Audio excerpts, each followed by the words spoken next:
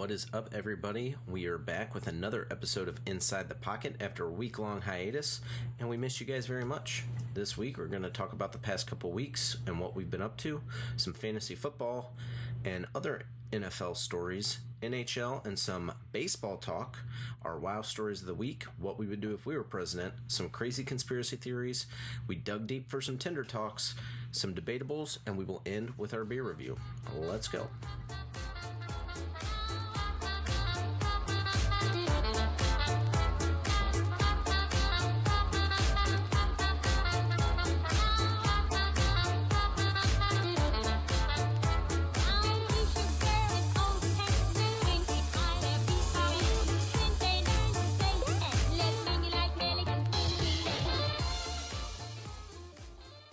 Welcome to Inside the Pocket. It's your host, Austin Robinson, and with me as always, Gavin, my co-host. What's up, guys? As always, we are brought to you by Barrel's Tap House and Grill in O'Fallon, Missouri. 109 beers on tap, amazing food, and amazing people. So be sure and stop in. You can also pick yourself up an Inside the Pocket t-shirt along with your badass food. Austin, how's your week been, man? Well, we actually have 2 weeks. Yeah, we got 2 weeks of stuff. Unfortunately, we had some scheduling conflicts and stuff like that, so we weren't able to do an episode last week, but we're going to make it We up were to you living. guys. Can we live? Can we live a little bit? Can we live? We're trying to enjoy ourselves a little bit, and we are leading up to the official launch on iTunes. Yeah. And so we took a week off, so fuck us, I guess. Yeah, work sucks. It was definitely a hell week at work. One of those things where it's like we have 6 weeks of work we got to get done in 4 days. So All right. yeah, let's go. And so it was definitely, I was literally coming home and just falling asleep and sleeping till the next day. Like I couldn't stay awake. I was so exhausted. Mm-hmm. And on top of that, the like intermittent fasting, although it's going well for me, it definitely left me with not a lot of energy while at work. However, I jumped on that Addy train again for a little bit, and that definitely picked me up and helped me get me through a couple days. Nice. I actually felt great. I got a new tank for my vape, actually, from the vape store. They went ahead and cut me a little Dissy County on it, and it's really nice. It's fucking huge, though. No, it definitely looks like you got Iron Man attached to the end. Yeah, it does. It looks like it's a goddamn spaceship at the bottom of it, but it's pretty banger. I've been working in Westport, and I realized that there's almost fucking nothing to do in Westport. I always thought like Westport is like a place like had a lot of stuff. No, it's really like a business. It's really not. There's like 3 bars and then a Fuzzies. Yeah, but after that hellacious week, we did have a nice weekend off. We got in some golf this morning.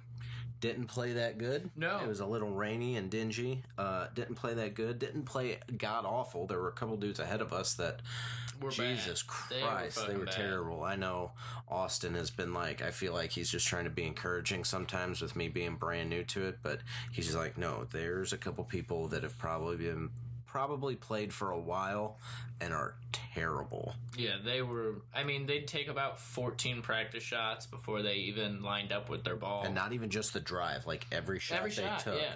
So we literally, at one time, were caught up to them and would sit on the golf cart for a good 10-15 minutes. Yeah. Then got up to drive, and they're still down there. Then they move up to the actual hole, so we decide to drive and get down the field a little bit. And we get down there, and then we have to wait another 10 or 15 minutes for them to make their putts. Yep. It was like, holy shit, guys, can we get this fucking moving? Yeah. I don't know how many shots they're putting on the course, but that kid probably swung the club a million times. Yeah, I saw him swinging all day long, but I never saw him hit a fucking ball. And so we did get some nice new threads, so we'll be looking good next time. Yeah, we went out and spent some money. And I'm throwing around getting new clubs, but being as new as I am, I don't want to just throw a bunch of money into it right off the get-go. Throw it all in there. Just $2,000, lop it down, get that shit, and just be angry that you're not better. Yeah. And just have different clubs. And then at least people will be like, damn, that dude's got some nice shit. It's not about being the best golfer. It's about being the best looking golfer. That's what I used to say when I was in high school when I played, and I was an awful golfer. But I would always have my nice Oakleys, and my shirt was nice and just matted on me good. And I always ironed my pants, so my pants were perfectly straight. And I had I'd even wear this jacket sometimes that I'm wearing now. People are like, "Oh, that's a fancy jacket. That's a real cool jacket that kid's wearing." They're so like, even if you weren't doing good, you look so good. They were like, "Man, guy must just be having an off day because he looks great." Yeah, he looks fantastic. He looks wonderful. And I have long hair then too, and it would curl around my hat. That was when I had like the real long hair on all sides, so it was like curling around my hat. I had my glasses. I looked like a golf stud. If you worked at that clubhouse, you were wet when I came in. Well, you know what made me wet this week? What's that? Was I had to take the Jeep up to get I went in for an oil change and tire rotation, but I hadn't rotated the tires in a while. I kind of neglected it, and they were like, "Yeah, you need new fucking tires." So I'm like, "Fuck, god damn it, okay, put them on there." And so they were like, "If you buy 3 of these, you get the fourth one free." So I was like, all right, cool, let's do it. Then they came up later and was like, if you apply they were like, we're going to give you the oil change for free today since you came in for an oil change and now you're having to buy 4 tires. We're going to do your alignment for you. And if you pay this, then we'll do free alignments for life on the vehicle. Oh. And since you're buying the tires up at Plaza Tire. Right. And so since I was buying new tires, they gave me my oil change for free since that's what I actually went in there for. Right. Then he comes back later and was like, hey, if you apply for the credit card, you can get 50% off today instead of the normal like 20% off. I'm like, I guess let's do it. So they went up there and they were like, well, you have to be approved to get the discount. I was like, just let's go. And so the guy ran it, and my total was only going to be like $600. And he ran it, he goes, oh, you got approved for $2,200. I was like, yeah, figures. And so he's like, yeah, normally people like just get enough to cover what they're doing. Yeah. And I was like, yeah, I have really good fucking credit. He was like, oh, looks like it. So did you say it like that too? I got really good fucking credit to that guy. He's like, oh. No, it's just kind of like, yeah, my credit's pretty good. And he was like, oh, I guess so. And so I basically got 4 new tires, lifetime alignments, and an oil change for $300. So that's pretty fucking good. What kind of tires are they? They're not like cheap tires. They're I don't know the actual brand. Slap some big old thick old Wranglers on that bitch. They were all weather since it's the Jeep, and we have to always got to make sure we get to work.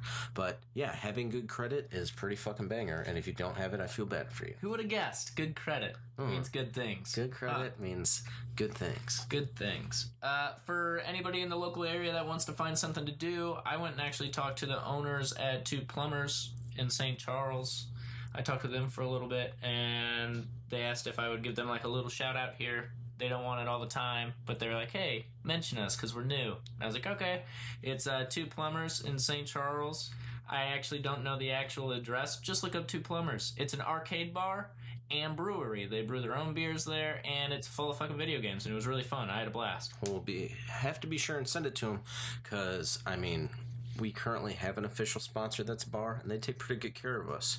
And so all we're saying is, this could turn into a little bidding war. Ooh, maybe in the future. He just wanted 1. He said, could we do 1? And I was like, I'll just give you a shout. I'm not going to sell anything for you. Yeah, but I haven't been there yet, but any of my friends that have been there said it's an amazing place. It was fun. So I do want to check it out.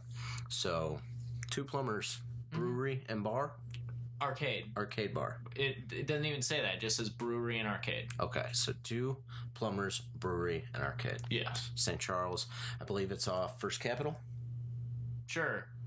Check it out. Look it up. Use Google, motherfuckers. You're lazy.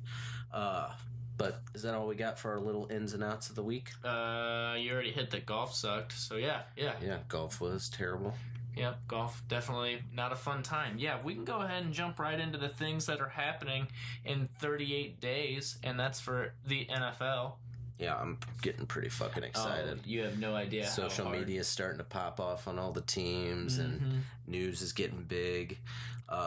They're just sending like the little 7-second clips of players at minicamp doing like a cut move, and you're like, ooh, they look so good. Until they're like, oh, he tore his ACL. Yeah, and then you're like, oh, well, fuck. Okay. Maybe cut a little too hard. Why don't you open us up with your first NFL story? This actually happened 2 weeks ago since we took the little break. Fighting Cancer, an amateur flag football team, beat Godspeed, which was full of all ex-NFL players, for $1 million. And they won 26-6. It wasn't even close. Wasn't this the one that... So this is like a pro flag football team? Yes. Like, that's all they play versus ex-NFL pros? Yes.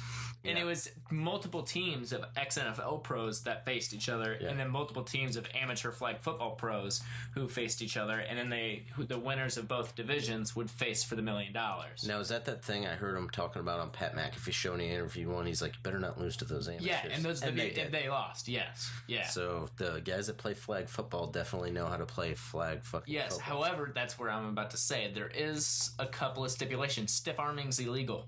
Okay. They call it flag protection. So, like, if somebody's coming in and you stiff arm them, they say you're, like, batting away from a flag. You're not allowed to do that. In almost every play, the NFL team, someone stiff arms someone. Because that's, like, their instinct. Yeah.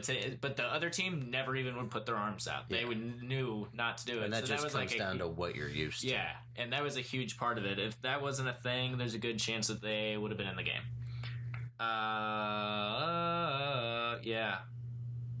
That was it for that. It came to a real end because, That's all you had in your notes? No. I got more NFL stuff, but I was going to let you, Well, that was a great transition, let me tell you. I'm going to go ahead and jump on to Julio Jones' holdout ended last week. I actually had that, and I can't talk about it. That's why I went, because it was Julio holding out, but it closed. Obviously, I'm going to cover this story because he's my bro on the Falcons, and he reported to training camp.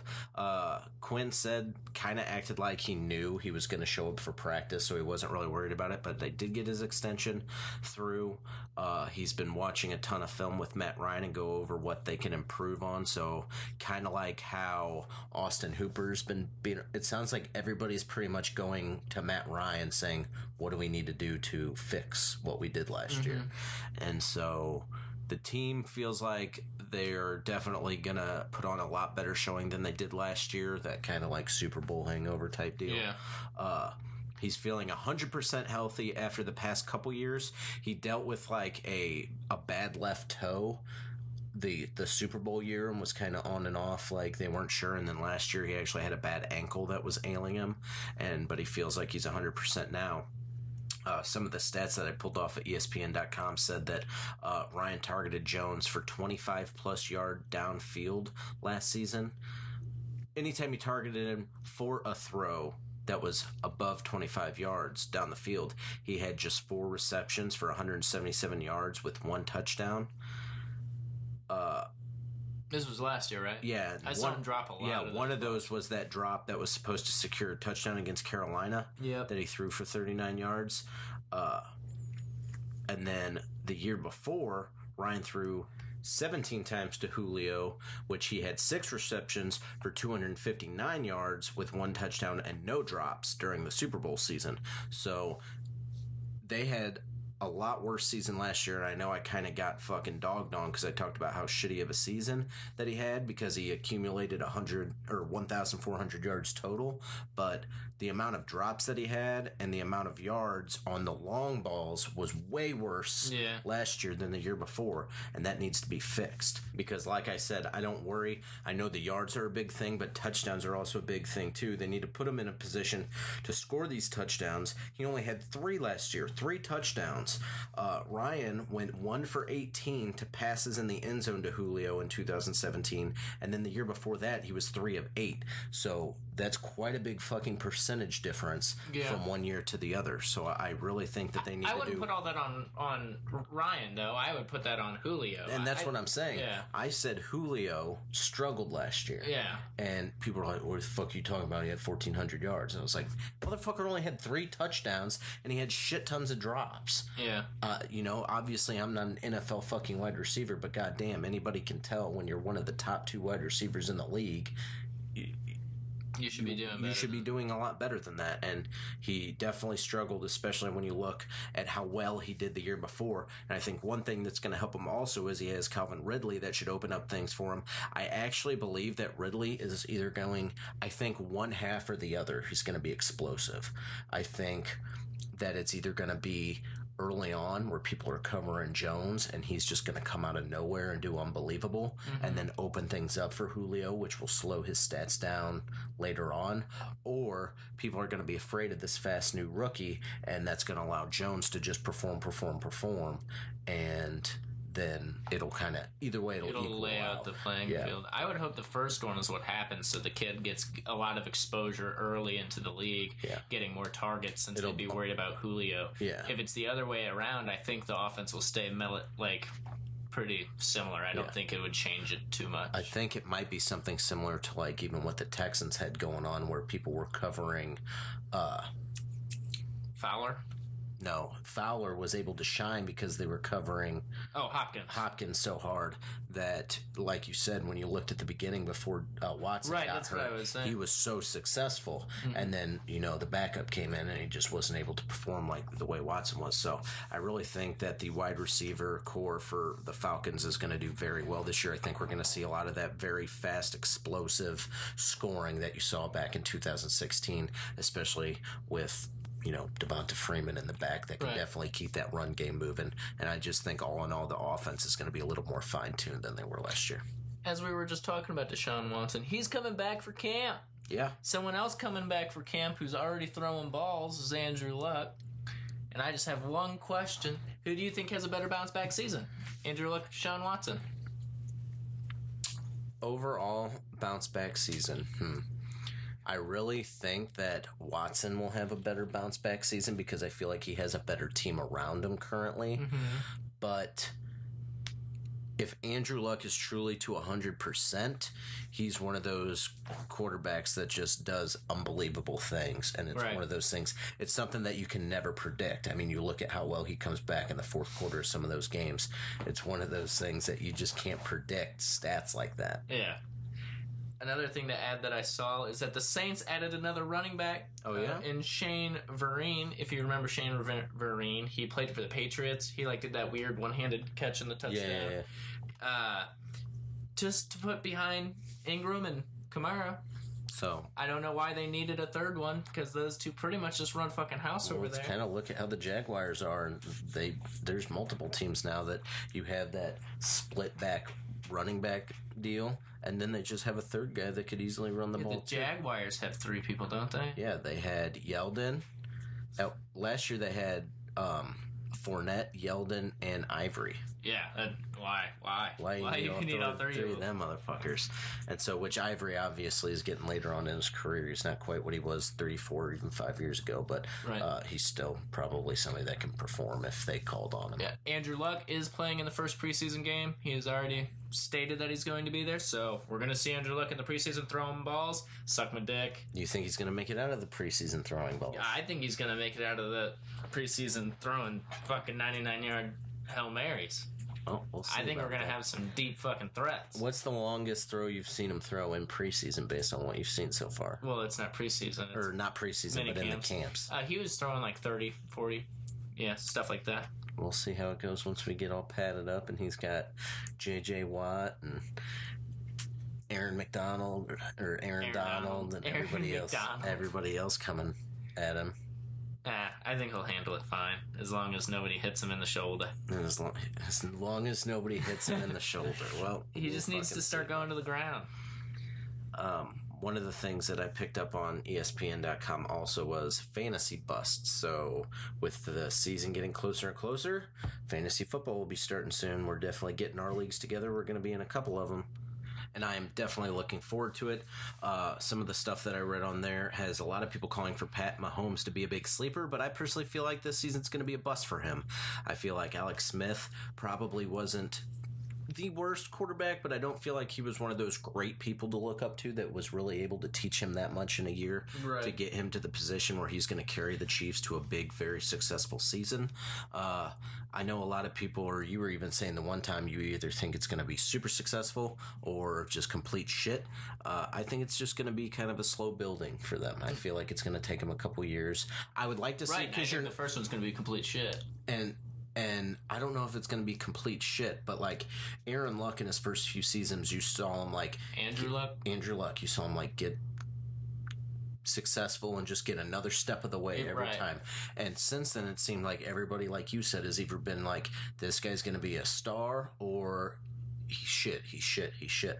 Unfortunately, most of them are on the fucking Cleveland Browns, and it's hard to see a rookie quarterback do much on a team like that.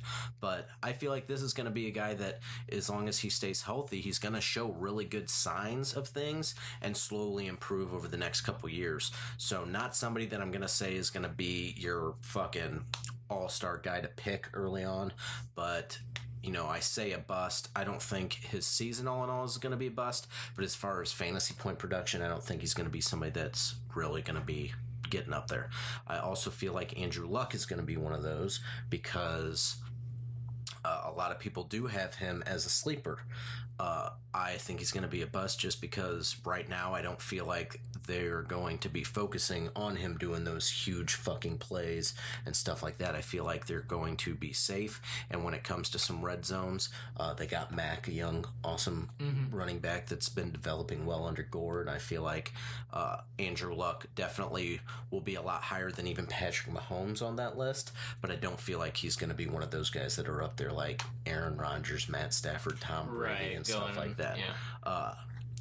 Another one I wanted to mention was I feel like Gurley is going to get injured this year. So Gurley's going to be somebody that's going to get picked up fast in a lot of leagues, especially like bidding leagues. He's going to he's going to be that $50 player early on, top picks. And I'm just saying it because of this. The Rams will still have a stacked team even if he goes down, although he's a pivotal player for that.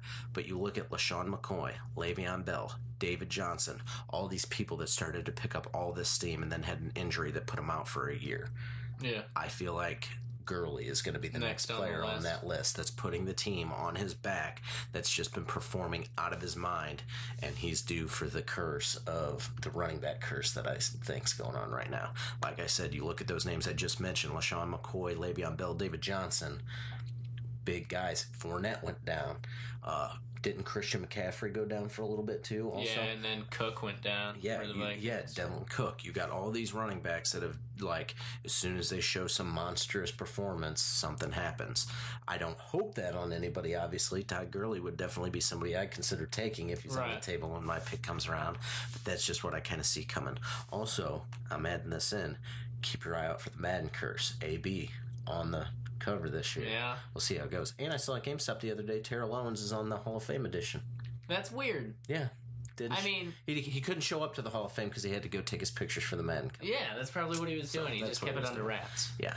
I think Landry, Watkins, and Cooks, who are big on the bust list, and I completely agree with that based on what I've seen the past couple seasons. They're all these receivers that have decent names for themselves. They're amazing athletes, but it seems like in the past couple years, you put them, they're those guys you have on your squad every week, and they just don't fucking perform. And then when you take them off, they do something amazing, and you're like, what the fuck?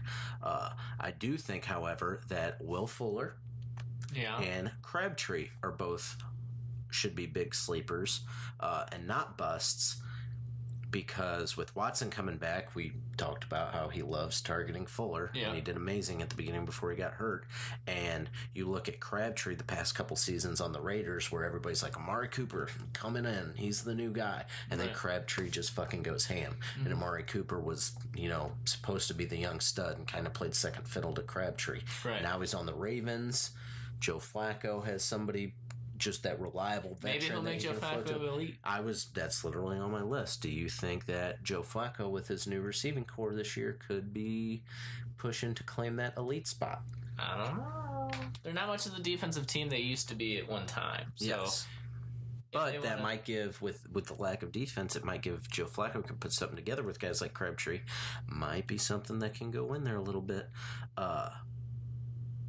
And so definitely I'll be excited to see the Ravens. I know we talked about like teams we were excited to see. Yeah. I'm excited to see the Ravens a little bit with Crabtree and some of the other guys they got on there. I thought I heard early on that Maclin went to the Ravens. Jeremy Maclin? Yeah. But then I looked at everything the other day when I was putting together the show notes, and it said he was still a free agent. I'd have which to would look be into it. interesting. I'd be surprised that no team just picks up Macklin. Yeah, Macklin's a stud. Yeah. I mean, he's always he's not like a fucking blowout name changer or game changer, but he is consistent. But yeah, when you look at Crabtree's year last year, he only had 618 yards, but 8 touchdowns. So pretty good year on touchdowns. Definitely somebody that will help out, the Ravens and Joe Flacco and all them.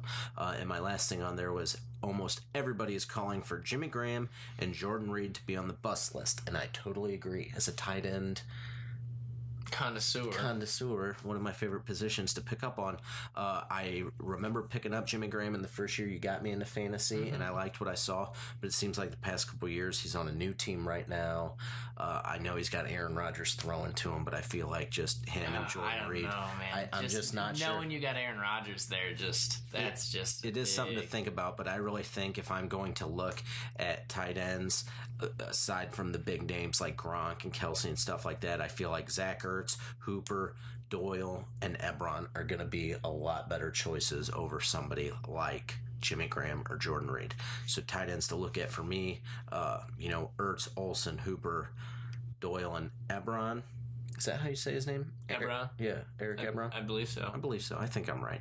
If not, whatever. I'm just an idiot. But what do you got else for NFL? I have nothing else for the NFL, actually. Well, then we're going to jump over to our other sports section, which is primarily NHL. But before we do that, we want to talk some baseball. We're becoming big baseball guys. Big baseball guys. I was at the bar the other day, and we were watching some of the Cardinals game. They were pooping on the Cubs, which is always fun to watch. Yeah. And I know we're not having the best year, but we definitely took it to the Cubs a couple games. The Cardinals are currently 53 and 51, 7 games back from the Cubs, so it's nice to pick up a couple wins from them.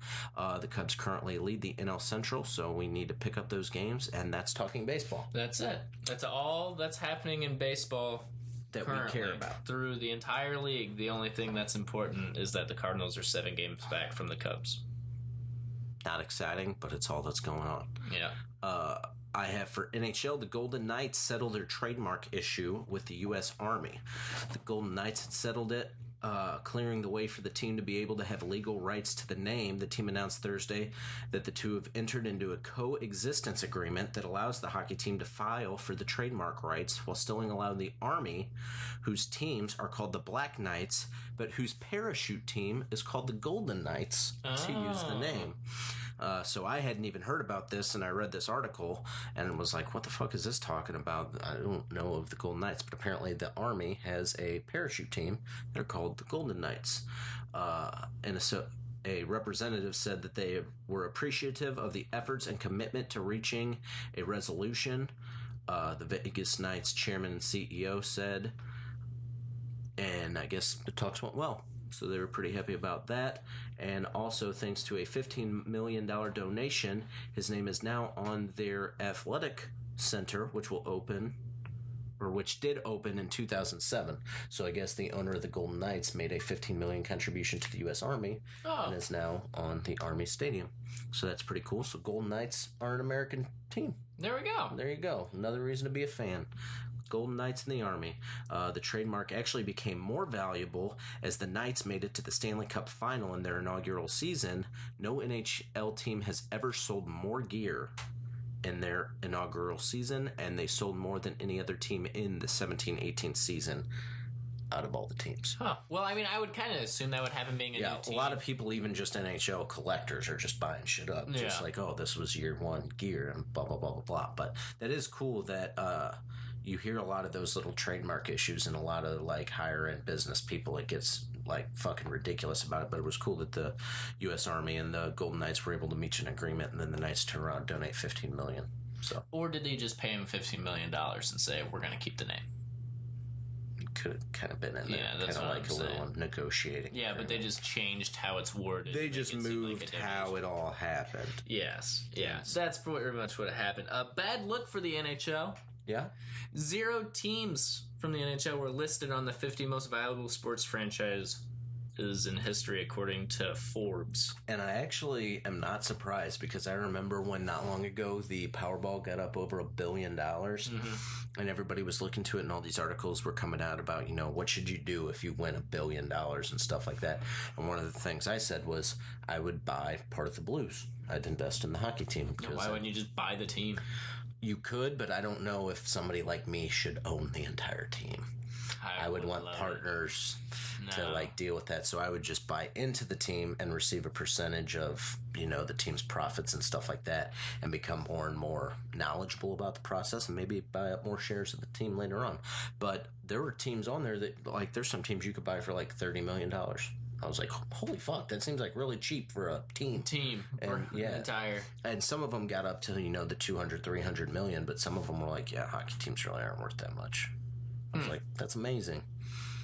Yeah. Because you have like football teams and stuff that are easily hundreds of million to buy. Right, but you'd still think there'd be some, like, at least one team to be, like, extremely valuable. Like, I would think the Blackhawks or the Penguins would still be very valuable because they have, like, the most cups. Or even the Detroit Red Wings. They have a long, long history. I would think that they would be valuable. Or, like, one of the first 8 teams. Yeah, you would think they would have value. But no, not a single, out of 50 teams, not a single one of them was an NHL team. You know what? They're not judged in their monetary value. We're judged by grit. Hockey's a game of grit. It is a game of grit. And so, I bet they had more grit than any of those teams on that Forbes list. Probably. I bet you if they threw them on a hockey rank, hockey players would win. You're probably fucking right, because they are professionals. I bet you that's what would happen. I'm willing to put all the money down in the world on that.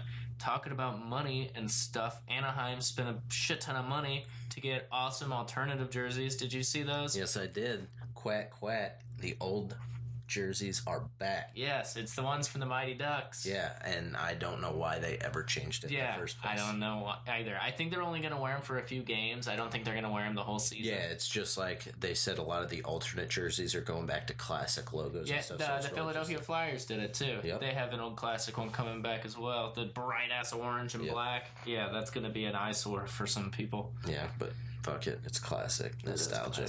But yeah, the Mighty Ducks, definitely one of the dopest fucking jerseys there are. You know what I found out the other day playing NHL? What'd you find out? Did you know that the Chicago Blackhawks have virtually not changed their jersey for 70 years? Oh, yeah. I did not realize that. I didn't know theirs was, like, pretty much the same. Like, they've never really done anything. Really done a lot different. Yeah, I did not know that. I mean, you look at, like, the Blues. We haven't even changed a lot, but they are... Oh, like, we have multiple, like, drastic changing jerseys. Yeah. Which is wild to think that the Blackhawks are like, yeah, we're fucking red and have a dude on our chest. What of it? Yeah, and some of them are, like, completely different teams. Yeah.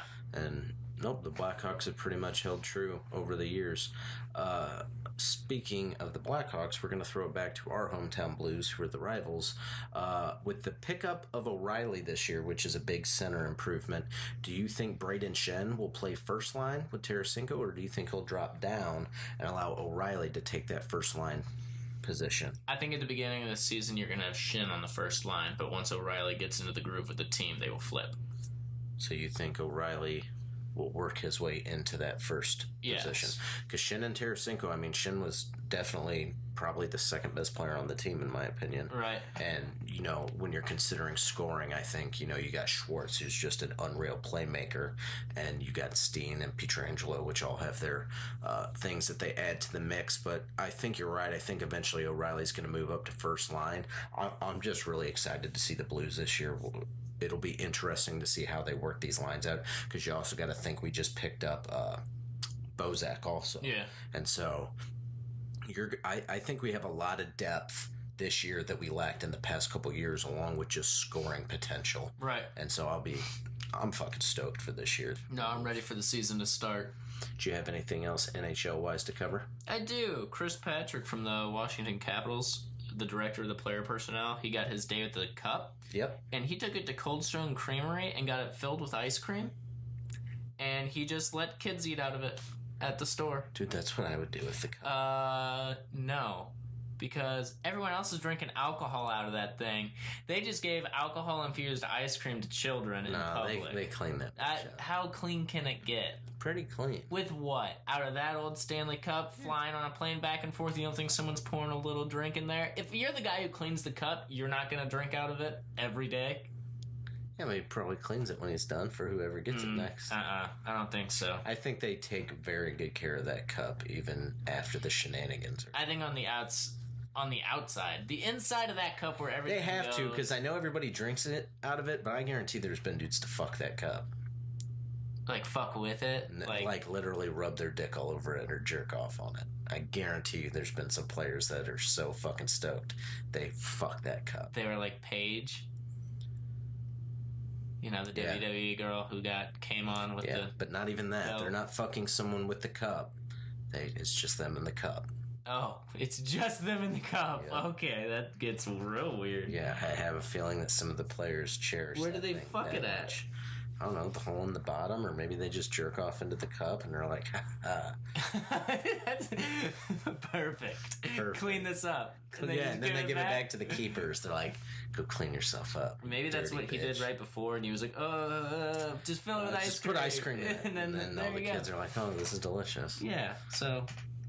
that's what he did. All right, well, that's a wonderful way to end our NHL talk. We're going to go ahead and jump into some segments right now, kicking it off with our wow story of the week. Wow. Wow. Wow. Wow.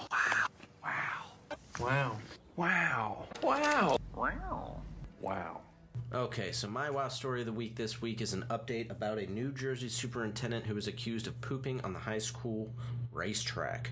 Superintendent from New Jersey accused of publicly defecating on the local high school's track and field resigned the other day. Thomas Tragmalini, 42, has resigned.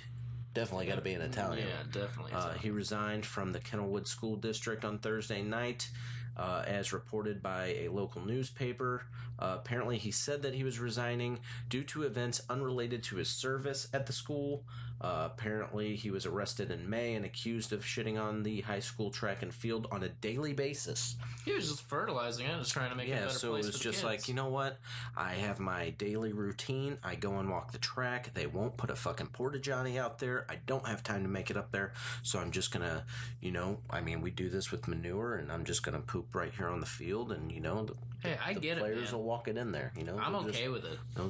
They'll just work it out. Apparently, the allegations received national attention, earning him a punny little nickname of PooperIntended. I see what they did there. Yeah, so that's pretty clever, I guess. I would have just been a little more blunt and been like, yo, field shitter. What are you doing? What's up? Apparently he was making $150,000 a year as a superintendent, but now that he's unemployed, he's focusing on defending himself in court. He said that the allegations are untrue and that everything has just been kind of blown out of proportion. They said that officers unlawfully took his photograph and distributed and disseminated the mugshot to third-person parties, including the media. So he's kind of saying, like, I didn't even do this, and now you have my mugshot all over the internet and shit. And people are calling me PooperIntended. Yeah, and so he's pretty salty because he claims that he hasn't pooped on any field. I'd just fuss up. I'd actually be open. If I was shitting on fields, I'd take a shit. I thought this was America. Yeah. I'm trying to be a role model for the younger generation to not take no shit, but you give shits. Yeah. You give a shit. I give a shit about this football team. About this team and this field. I ain't here to take them. I'm here to give them. And by you firing me, you're the ones taking shit now. Taking shit away from these students that need role models like me and morale boosters like the story that I'm presenting to them to be successful human beings in this country. Yeah. And so really, the media and the police, they apparently don't give a shit about the children of the school. Yeah, I think they're just pushing down the uprise of the children. They don't want children to know that they don't need to take shit but give shit. The man trying to keep them confined to their bathrooms when, no more bathrooms. Mother Nature, every animal other than us, Mother Nature is our bathroom. Yeah. And she takes the shit and she uses it for fuel and gives us better shit. No, he was just going back to his natural instinct. I don't see a problem with this whatsoever. Yeah, but like you said, he should... it shouldn't be that him, like, the fact that he's fighting it, you know, it's kind of that battle back and forth. So now they have a story. Did he do it? Did he not do it? Now he's suing.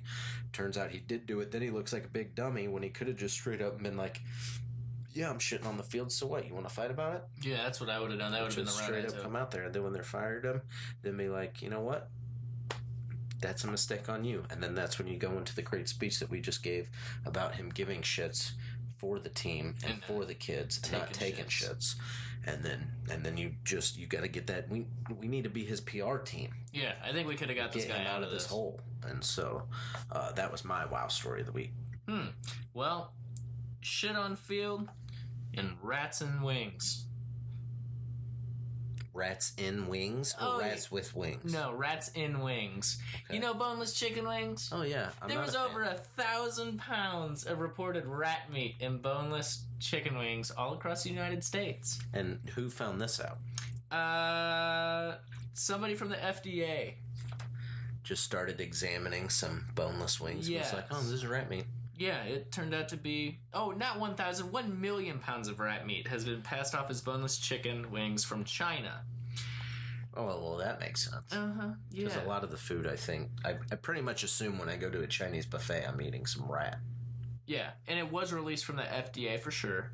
And this has been going on for at least 8 months.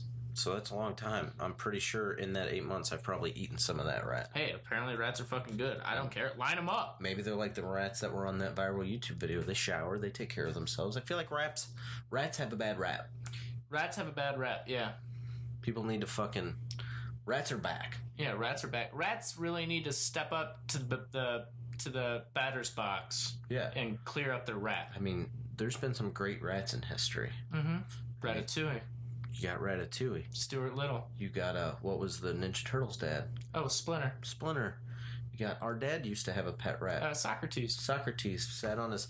Our dad used to be able to take his pet rat. He would sit in his pocket and chill in his locker during school. He would take it to some of his classes. He was even on roll call. And when he used to go to work, he would set it on his bike seat. And that rat would sit on that bike seat and chill until he got off work and came out. Guard rat. Rats are good things. I think everybody should have a rat. People need to try. I mean, don't knock it. And if it dies, you can just make it into a boneless chicken. Yeah, it's the greatest pet ever. You know, you got a cool little pet rat. They're simple, easy to take care of, and then when it dies, you just make yourself some boneless chicken wings. Maybe sell it on the street, make you some money. Yeah, Skinner. You got a fireplace, just lap it up on there on a metal post for a little while. Make sure you rotisserate that to get the meat finally. Maybe that's why I prefer bone-in wings, though. I also prefer traditional wings. Yeah, I'm not big on the boneless. But Buffalo Wild Wings does a lot of boneless, so maybe Buffalo Wild Wings is selling this rat. I wonder if I like... That's some expensive rat, though, because Buffalo Wild Wings is getting a little outrageous. I fucking hate Buffalo Wild Wings. I know. God, fuck you, Buffalo Wild Wings. Buffalo Wild Wings.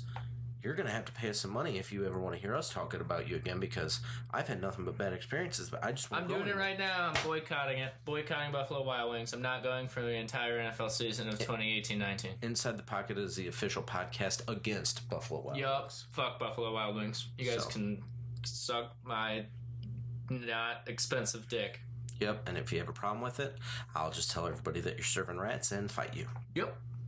So is that all you got for your wow story of the week? Everybody eating a bunch of rats? Yeah. Well, you know what's a rat has never done? What's that? Been the president of the United States. And neither of us.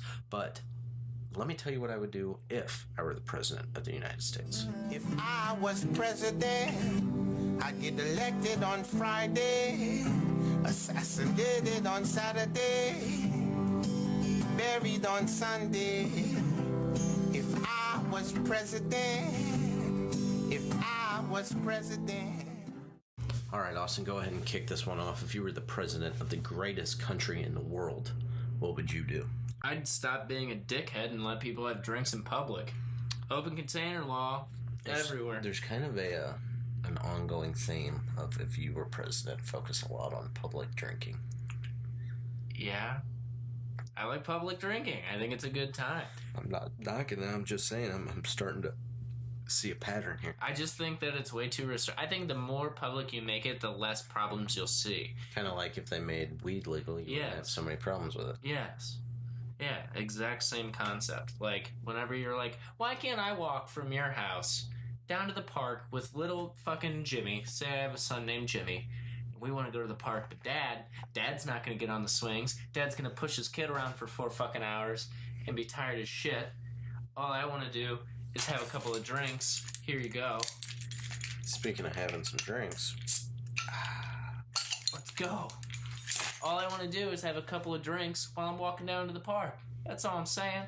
Can't knock that. I want to be able to walk out from a bar to go to my next bar with a drink in my hand. We even said that. Me and Nicole went and got pizza last night. It was about a 30-minute wait, and they were like, do you want to drink while you wait? And we're like, sure. So we got some beers, and I was like, man, it'd be nice. It's a nice day. I wish we could just walk around and people watch for a while before our seat gets open, but no, we had to just sit inside. Yeah, you have to just sit there. You can't go outside. It's stupid. I got in trouble at my apartment complex one time. I was walking Cambria. I was like, you know what? I'm going to have me a beer on this walk. And I was walking. Sure shit. Cop pulls by. I didn't think anything of it. He goes, "Had a beer in your hand?" And I went, "Yeah." He went, "You know that's illegal, right?" And I was like, "Obviously not.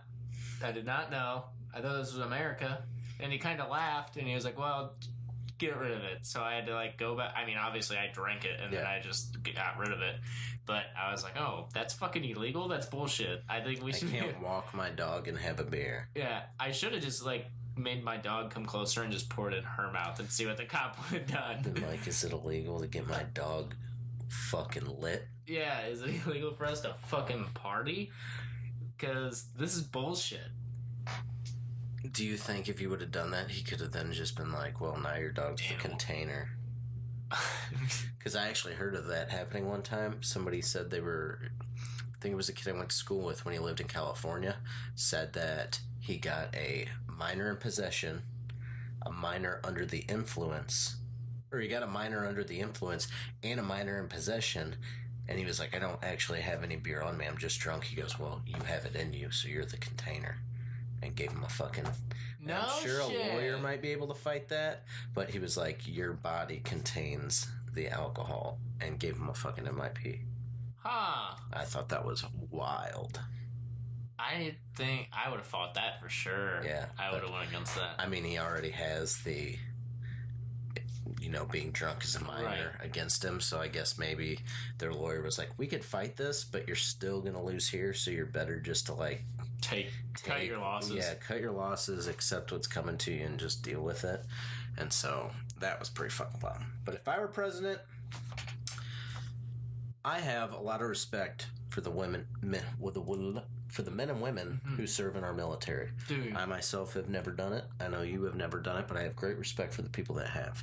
So if I were president and the leader of this country, commanding general of all the military that the U.S. had at their disposal, right, I would be getting trained, even if I was an older gentleman, in the White House. And when we fought wars and stuff, I would be riding along, or somewhere I'd be going with everybody like the old kings and war generals used to do back in the day. And I would be there with them. Like, here we are. Like, I'm not just sending my people. I'm here too. Wow, you step up.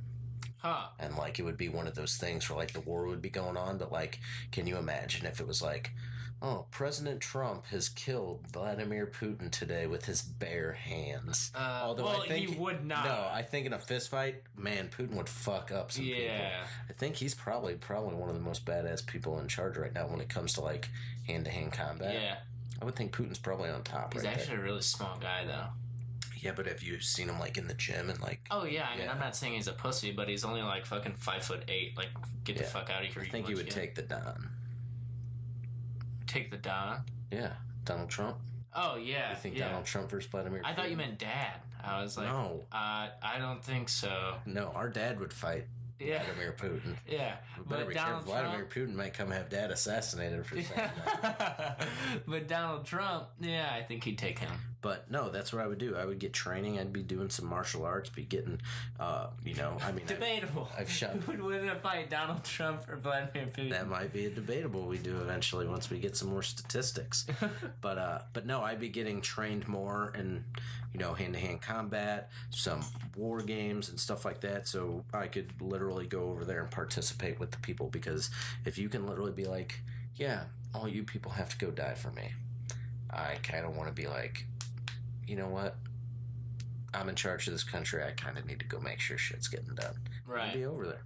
It'd totally be risky. I'd probably end up dying. Probably. It would be one of those things. You'd be a like, heroic. Yeah, people would be like, you gotta respect you that shit. Yeah. Like, god damn, he wouldn't let anybody stop him. Like, we're going over there. Yeah. And we're going to fucking do this. And so that's what I would do if I was president. Walk right in there, get shit done as a military active president. Wait, I have another thing. What's Just that? to go to kind of lead into our next area. If you were a president, has there ever been a single president? A single? Oh, that wasn't married? Yeah. I believe there was one that ended up getting divorced. If you were president of the United States, how baller would your Tinder page be? If you're a single president and you were just on Tinder, I mean, is that all you would just say? Mine would say, I am the leader of the free world. I'm That would be it. the free world. I wouldn't start with that. I'd have to hit up some other things. Be like, I enjoy pizza, football, hockey. I co-host an awesome podcast. I own America. And I'm the president of the United States. You're like, what? You know, like, nobody would believe the account until you're like, yo, me in the Oval Office, what up? Can you imagine the Tinder Talks you could do if you were the president? God. That would just be people just throwing it at you. Oh, yeah. Just like, yo, Prez, let's go out sometime. I kind of just want to become president just so I can, Have a Tinder page. yeah, have a Tinder page and then be president. One of my pictures would literally just be a bald eagle. Yeah, on probably, yeah. Like when they're swiping, they're like, oh, this guy looks familiar. Oh, he's the president. Why has he got a bald eagle? Oh, America. Yeah, that's why. America. Well, America is the greatest country in the world, but it's also full of a lot of conspiracy theories, and that's what we're going to talk about next.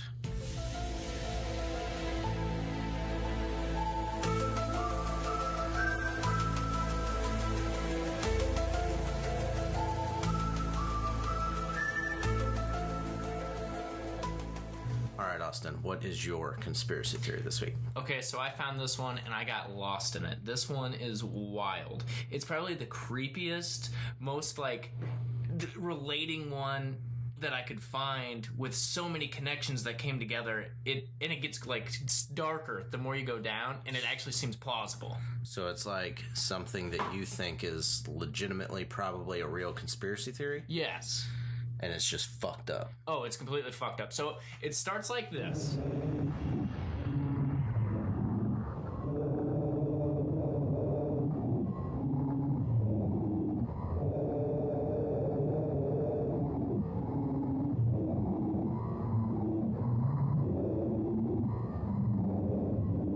What the fuck? I know, but it gets even weirder. How the fuck? All right, so what happens next? Okay, so what happens next is...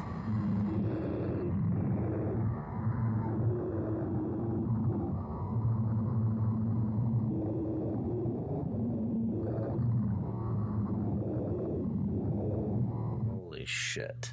I know. That is fucking creepy. I mean, I'm just glad that I'm able to get it out there so people can hear it. Yeah, so... I mean, if you're into fucking some deep-ass shit like that, be sure and check that out. I mean, mine's not nearly as good as that. But my conspiracy theory this week is Taylor Swift is the clone of former satanic priest Zena LaVey. Oh. So Okay. I found this on here, and I started looking into it. And basically, they have these pictures. We can post this comparison on our Facebook later, but it is pretty crazy. You can see it right now, the comparison between Taylor Swift and Good this radio, lady. but yeah, I can see where they look similar. But so Taylor Swift and this lady, Zena LaVey, who is a satanic high priestess, look very similar. And they say that she is a clone. They say the evidence is pretty easy to see. Apparently, this lady and Swift are both represented by the serpent emoji. I know Taylor Swift uses a lot of snakes and serpents in her performances and stuff, and this lady obviously being tied to the satanic priest. Obviously the serpent represents the devil in a lot of things, the form he took when he was in the Garden of Eden. They both have blonde hair. They're very similar looking, like eerily similar looking. And apparently this woman's dad founded the Church of Satan, while Taylor Swift's surrogate father was a guy that owned a Christmas tree farm and was very religious also. Obviously, the women have a lot in common.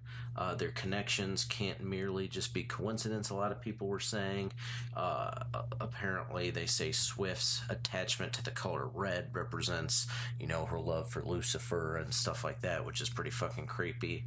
But apparently, this lady was the high priestess of the Church of Satan from 1985 to 1990, which is very specific because Taylor Swift talks a whole lot about being born in 1998, which would be about the time that this lady was still the high priestess of the Satanic Church. She even named one of her albums 1989, which was the year she was born.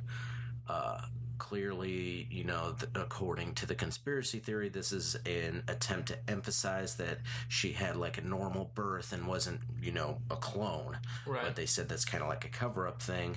They said she apparently had created numerous clones to, spread, I guess, this lady's satanic agenda, but apparently Taylor Swift was the one who shared the most genetic makeup and has been the most successful. And apparently this other lady even ventured into the music industry when she was younger, but Taylor Swift has kind of dominated it. They then kind of start throwing some of her lyrics into some of it, like the lady traveled a lot through the years, and apparently there's a lyric from one of Taylor Swift's songs where she says, "Grab your passport in my hand," which that could just be her wanting to travel with people, but I can see in the conspiracy theory how they're doing it. But they also say that the Xena lady, after she left the Church of Satanism, joined a Sethicism church, which is basically the Egyptian god Seth, who is technically like the Egyptian devil. Gotcha. And she became a high priestess of the Temple of Seth, and so they talk about how she was like a crossover queen. Taylor Swift also crossed over from the country charts to the pop charts, and they were saying she also dominated like two different things. And a while back, there was a big meme that went around of somebody, they were just fucking around. I think this was on Reddit or something, and it said like, "This is a picture of my friend Becky. She used to be happy until she snorted marijuana at a party. She died instantly. Please don't do marijuana. It's the most dangerous drug out there." And somebody commented on it, "Pretty sure this is Taylor Swift," because the picture looks just like Taylor Swift. And the person commented back, "No, it's Becky." So this person was pretty fucking hardcore saying this was Becky, but then the conspiracy brought that into it, saying that this was possibly one of the other clones that was out there. And Taylor Swift has even like commented on the meme and had a shirt made that said, "No, it's Becky." And it has underneath it a label TS 1989. Yeah, and that's part of like, she always puts on her pictures, Taylor Swift, I was born on this date.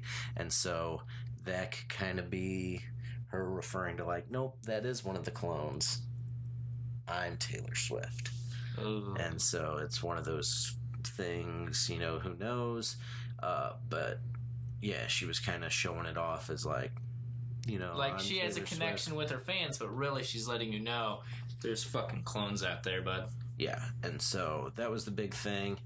They got YouTube videos out on it that dives deeper into it, but I thought that was a pretty crazy conspiracy theory. But like I said, you look at the picture of these two, and you can tell a ton of similarities between the two. And it's one of those things. Taylor Swift is a pretty well-renowned icon in American pop culture, and so it would definitely be, if she was like trying to spread that kind of agenda, that would be one of the outlets that I assume they would You take. would assume that she would have had the wackadoo phase that Miley Cyrus had. Possibly. But she did not. She kept her cool, because Satan's a little smarter than that. Huh. But yeah, that was my wild take. Not nearly as crazy as your conspiracy theory, which is fucking wild. Yeah. But yeah, that's what we got. Next, we're going to get into some Tinder Talks. Yikes.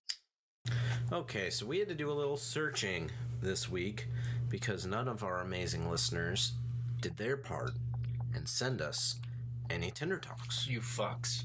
So if you're listening to this, we really need you guys to send us some personal ones that you have found that are crazy, or talk to your friends, or get your women on Tinder and have them receive fucked up messages. We need you to take one for the team here. We need you guys to get some shit so we can talk about this.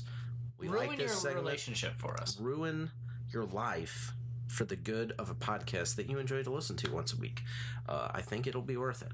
And so we did some diving in, and we found some. This first one's from a dude named Jack, and this is definitely not how you start, in my opinion. No. This was a very strong fail to open up a conversation. Yeah. It starts with, "Please sleep with me, please. Pretty please. I'm so lonely. I haven't slept with anyone in a very long time." So he has slept with somebody. He's not a virgin. Congrats on the sex. "And you were very good looking. Please do me a favor of having sex with me." So the dude apparently has been laid before, but apparently has a weak game or has just been lazy. He's falling apart. I can say it's been so long he's falling apart. Yeah, he's beating his dick so hard at home that he's getting in charge for domestic violence. Yeah, and he's losing touch with reality right now. And so I feel for this guy. R.I.P. to Jack. And this is definitely not how you want to start it out. This guy obviously has issues because he should have been trying to pull this off somehow long before he got to this mental state where he thinks like this is the strategic play that he should make. He comes off so soft. Like, please sleep with me. Please, pretty please. Just that line right there, that's a hard pass from me. Yeah, I literally picture a guy from like some fucking movie where he's literally like just pleading for his life, sobbing. I think if somebody's sweating, typing this very frantically. Like, that's how I think he... Yeah, he's just like this is the last hope. If I don't get this one, I'm just gonna... This dude might have just Jack's killed probably himself. dead, so rest in peace, thoughts and prayers to Jack's family. Next we got John. Jays. And so he takes a little bit of a clever approach, but I feel like he just discombobulated this woman with his first comment. "Hi, my name is John. Yes, like the Pope, though I am not the Pope, and I hope you did not believe I am or ever was." So what's wrong with being the Pope, John? Also, when I think of the name John, I don't immediately think that must be the Pope. Yeah, I mean, I know people named John. No, I know quite a few Johns, but never in my life I went, "Oh, the Pope? You're the Pope? You must be the Pope." Or you were the Pope at one time. Actually, if somebody said, "What's the Pope's name?" I probably wouldn't guess John. I will now that I know that John is his John name. the Pope, I guess. I guess it's not the one current because there is a timestamp on that of 2015. Yeah. And I know we got a new guy who was like all for gay marriage. And He's been here for a few years. I don't think since 2015. We'll have to check that. Isn't it? Francis? It might be it. Didn't we have a Pope Benedict? Or was that the guy before the one we have I think now? that was the guy before. Yeah, but I don't think his name was John, was it? John Benedict? We'll have to look into some of these Pope names. Yeah, we need to get our Pope knowledge up. So next week we're going to do a top 10 list of the best Pope popes. names in the history of the popes. Okay. So that's one of the things that we're going to do. But I can tell you, John's probably not... John might make the list just because of this. But he... Though I'm not the Pope, and I hope you did not believe I am or ever was. I can only assume he has a picture of the Pope on his page. Why would he do that if he's trying to, like, make... But why would he bring up the Pope? Why would it be so easily confused? Maybe this is a tender sent from Europe. And he's just like, yo, I'm not the Pope. I know my name's John, which is, like, one of the most common names in the world. But just so you know, I'm not the Pope. I don't know. Poor move. Unless this was sent... Or what if it is him?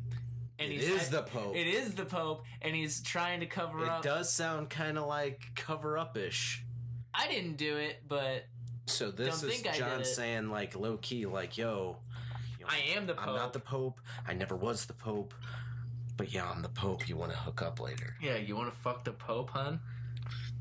Yep, I think... So the Pope's got a fire tender going right That changes everything. If it is the Pope, this is awesome. Yeah.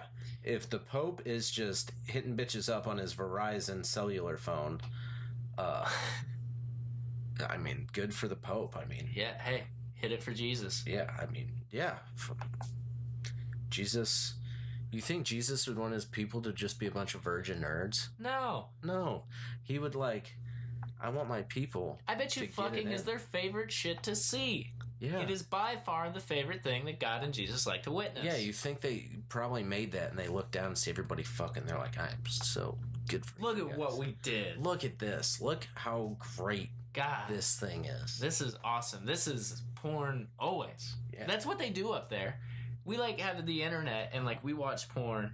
Like, oh, I'm gonna go God and Jesus. That's their TV. Yeah, it's just so like fucking porn. Yeah, so when your grandma back in the day was like, Jesus is always watching, be like, Jesus should go to hell then because he's watching a bunch of fucked up shit if he's watching me all day. Let's put another knuckle in and give him a show. Next, we got Zachary, which this was a bold go. Yeah. Very funny, but I don't know if I would go this far. Zachary opens up with, I would suck your dad's dick just to taste the recipe. So Zach's gay. Zach's bi. Zach wants to suck your dad's dick. I don't know if that's very appealing to a woman, like, you want to fuck my dad? Or maybe it's gonna be a weird meeting of the dad. Maybe he's trying to make her jealous by telling her he wants to suck her dad's dick, and then she's like, no. I want to suck your dick. Yeah, no. Yeah. And so he's trying to play the... Reverse psychology. Yeah, reverse psychology is getting her jealous. I like the angle there. Mm-hmm. But it's one of those things, too. What if she was just like... What if her dad's Colonel Sanders, though, and he just wants to suck his dick to get that sweet secret recipe for that fried chicken? But what if he sucks Colonel Sanders' dick and he was like, that was great and all, but that's not one of my ingredients. So, but thanks for the head. Yeah. But, check this one, though.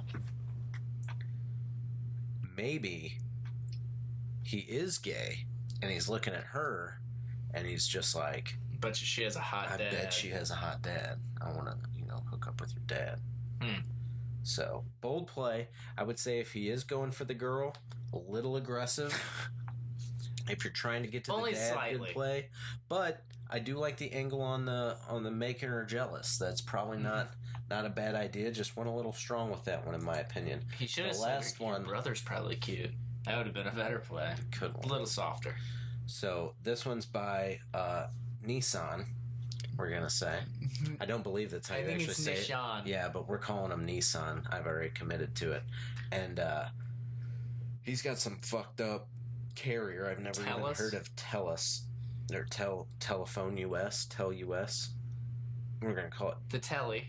This guy's calling her on a Tesla phone, and he says, "You were actually perfect," and doesn't get a response. And next day he follows up with, like, to be honest, even the way you ignored my message was perf. And so, if a girl denies me, usually I'm just like, all right, that's cool, whatever. But I don't know what girl out there couldn't respect a guy that hit her back up with that follow-up message. If this follow message didn't get this guy laid, that chick's a bitch. Yeah, no, fuck her. I hope she dies. Yeah, I hope she's dead wanna fuck already. her. If some guy's gonna pull out something hilarious like that, it doesn't matter what he looks like, girls. You at least need to chat with him. Yeah, you need to talk to him. I mean, don't just leave him. That's fucking funny. Like, if I saw that, that's I'd a be great way laughing. to handle a rejection. Yeah. And he's still showing interest. He didn't get mad and be like, actually, you're just a bitch. Yeah, there's tons of guys out there who'd be like, oh, you're a fucking dumb bitch anyway. I wouldn't fuck you anyways. It was like, okay, well, why'd you message the bitch in the first place if that was your opinion? But no, the guy gets hit up. He gives her a great compliment. You're perfect. Yeah, that's pretty up there. And then she With all the things, perfect's like the best you can be. Yeah, that's kind of a good compliment. And then he doesn't get the response back. Hits her with a hilarious follow-up message. So I really hope Nissan got it in with this one. Yeah, I do too. I'd like to get a follow-up. Yeah, maybe this happened 3 years ago. I'd like to know what happened. I'm hoping Nissan's living a pretty happy life right now. I'm hoping he got his perfect girl. Hopefully her name's Sorrenta. Could be. But yeah, that's all we got for our Tinder Talks this week. We dug those up. We thought they were pretty funny. But if you have some crazy messages or you know some people that do, guys, send them to us. InsideThePocketPodcast@gmail.com. You can hit us up on Twitter, Instagram, Facebook. We're on all that shit. Leave a comment on one of our YouTube videos. We don't care. We need some of that shit. any crazy stories you got, questions we would love to have, anything that you guys would like us to talk about, or stuff that you would like to contribute to the podcast, we would be happy to get it on there. We're kicking off later in August, guys. We're almost a fish. In August.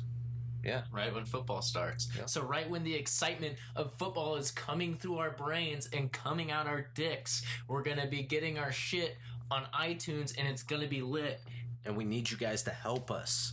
Yes. And so send us your shit. Share it with your friends. Share this shit. If I don't see you guys sharing and I know you listen to it, I'm coming to smack you in the face. And I can smack pretty hard, so don't fucking let me do that to you. It's aggressive. I'll probably be behind him being like, we probably shouldn't do this. But I understand. I respect the compassion and why he's doing this. So just avoid this situation and share our shit and send us some tender tales. Exactly. All right. Well, we're going to jump into our last segment before the beer review, which is debatable. Okay, so our debatables for today are: what are you doing? Ripping goofy quotes. Ones you got from the vape store? Absolutely, the vape store. You mean the one at 1407 Lake St. Louis Boulevard? That's exactly where. The one that's going to have a new location opening up off Mexico Road? Absolutely. Wow.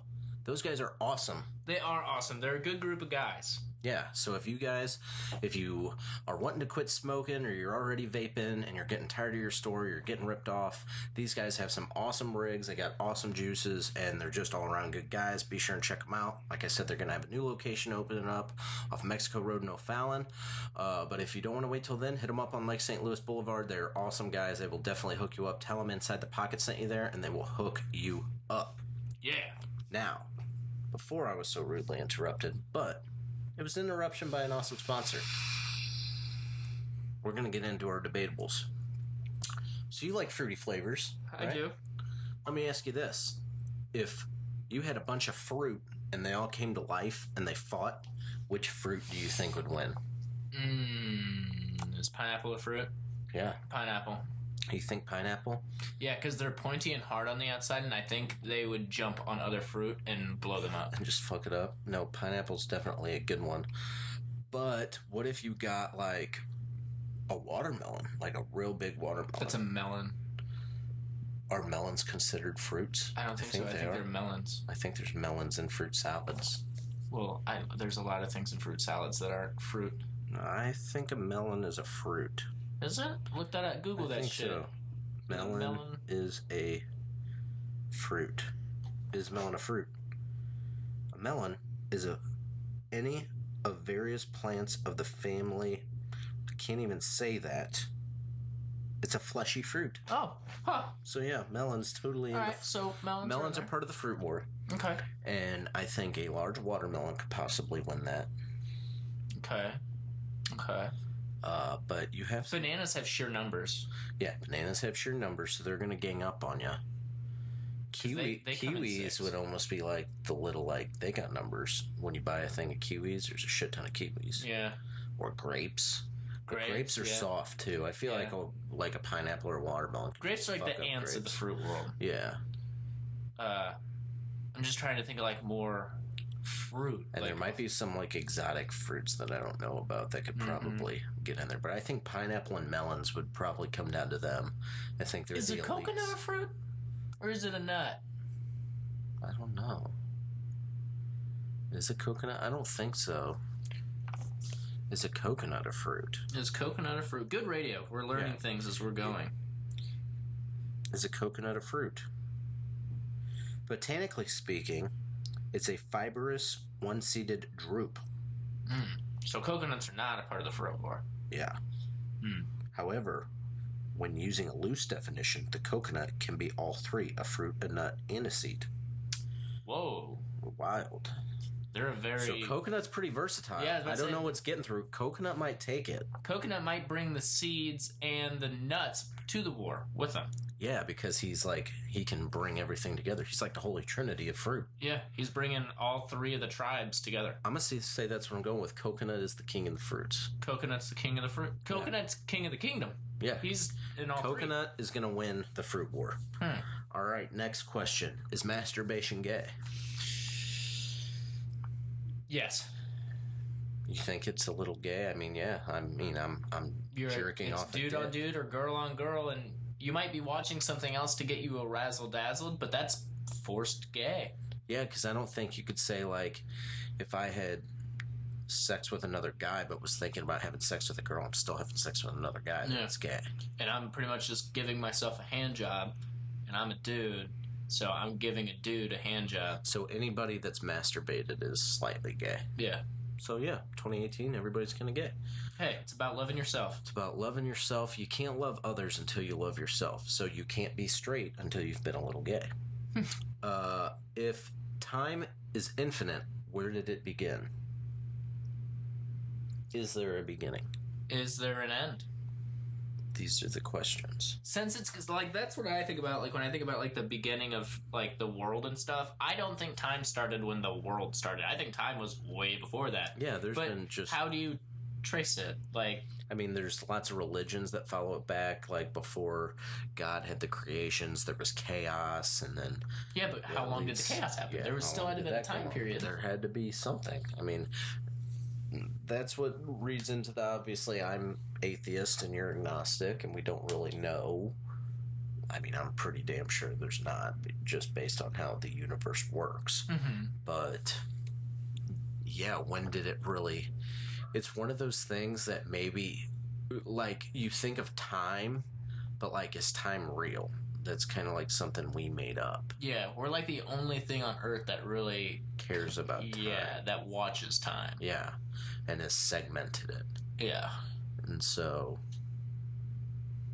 does maybe it really time have to be starts? Maybe it's literal. Time began when we chose to make time. Chose to make time happen.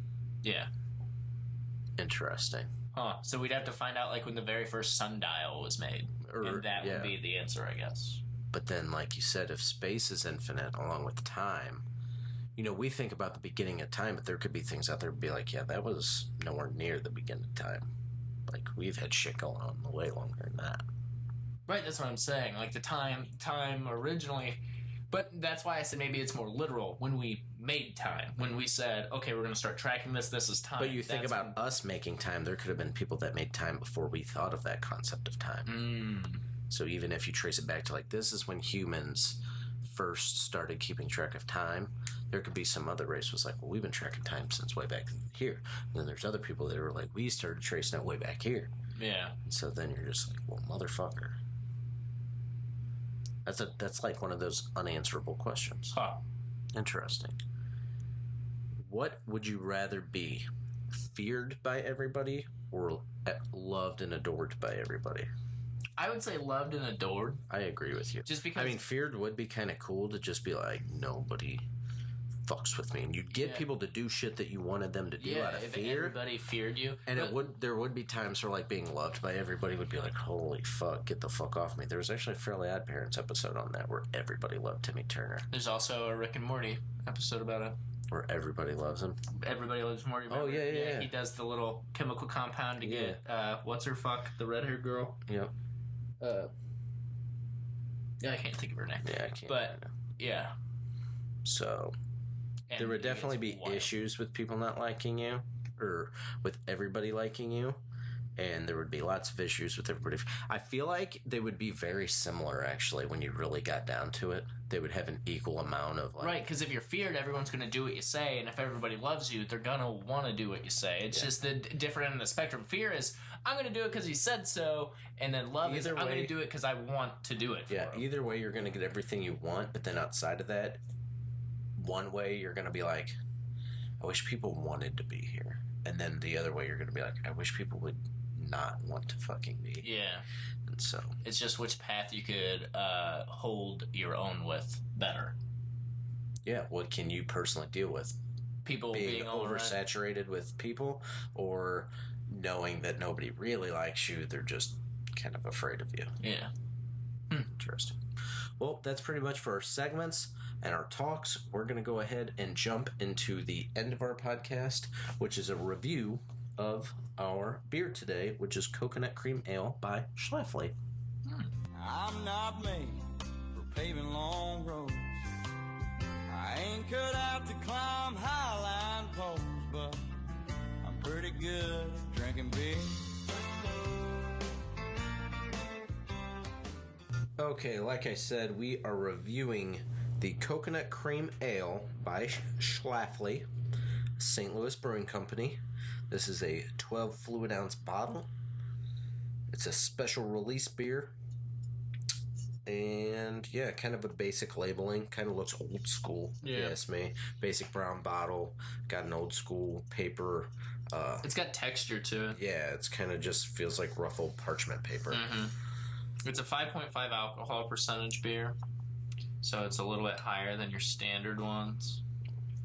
As a big fan of coconut, I don't taste a lot of coconut. Neither do I. It actually just tastes like a standard ale. Yeah. However, it says it's brewed with the fire-toasted coconuts to create this hazy golden desert beer. It's good. Yeah, it's not bad. I don't taste any coconut in it. Yeah, it just tastes like a beer. Like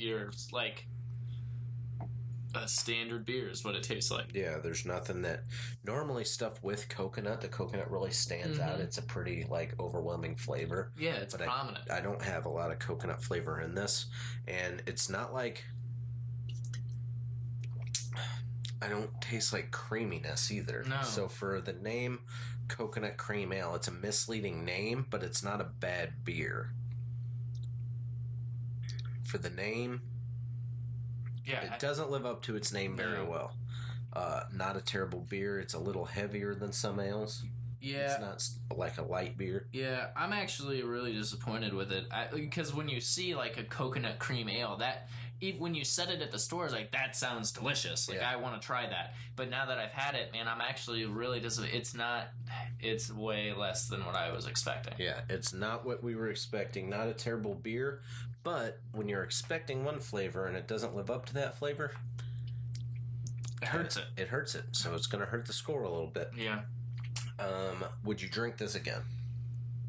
If it was offered to me, I probably won't ever buy it again. Yeah? If somebody had it in the fridge and I didn't bring beer and they're like, you want a drink? And I open it up and slide it? Yeah, I'll have one of those. But I'm not going to go out of my way to get this one. This one for me, because it's not a bad beer,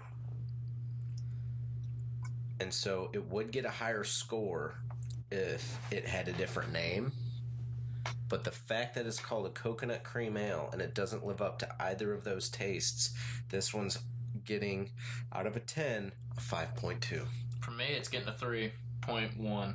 3.1, so that's the lowest score I think either of us have given so far.